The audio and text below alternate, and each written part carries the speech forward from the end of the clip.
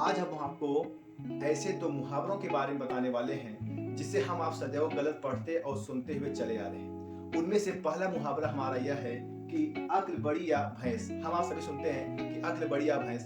तो अक्ल और भैंस से संबंध क्या है? दोनों में आपस में संबंध नहीं है, क्योंकि यह मुहावरा ही गलत है। तो इसका शुद्ध रूप क्या होगा? अक्ल बड़ी या वयस।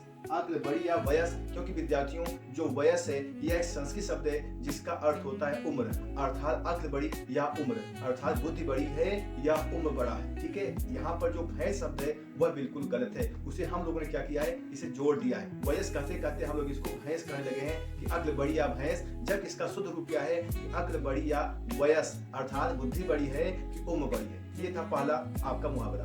और दूसरा मुहावरा हम आप पढ़ते चले आ रहे हैं कि धोबी का कुत्ता न घर का न घाट का। धोबी का कुत्ता, अब आप सोचिए कि धोबी से और उस कुत्ते से क्या संबंध है कि धोबी के पास कुत्ता है ना? ऐसा तो होता नहीं। तो इसका जो शुद्ध शब्द है वह कुत्ता के स्थान पर होता है कुतका, ये लिखा है।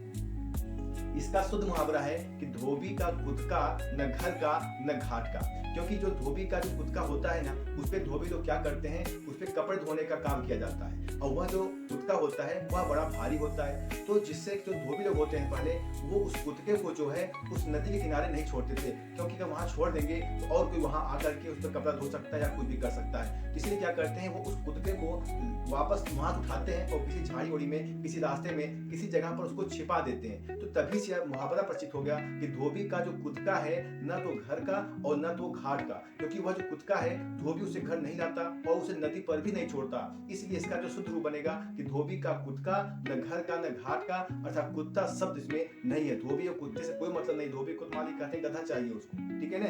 इसलिए जो है इसका जो शुद्ध रूप है वह यही बनेगा कि धोबी का कुतका न घर का न घाट का। अगर आप लोग ये तो मुहावरे अगर आप लोग गलत जानते होंगे, तब आप अभी आप इसको सही रूप इसको आप पहचान लीजिए, इसको आप जान लीजिए। अगर यह जानकारी आपको अच्छी लगी होगी, आप इसे लाइक और इस चैनल पर आप एक सब्सक्राइबर आप करके जाइए। आप सभी का बहुत बहुत आभार, बहुत बहुत धन्यवाद। और यदि आप लोग ऐसी जानकारी और जानना चाहते हैं, तब आप हमारा यूट्यूब चैनल वीर मिश्रा हिंदी एजुकेशन पर जाएं, ऐसे अन्य वीडियो देखें और आप समझें। धन्यवाद।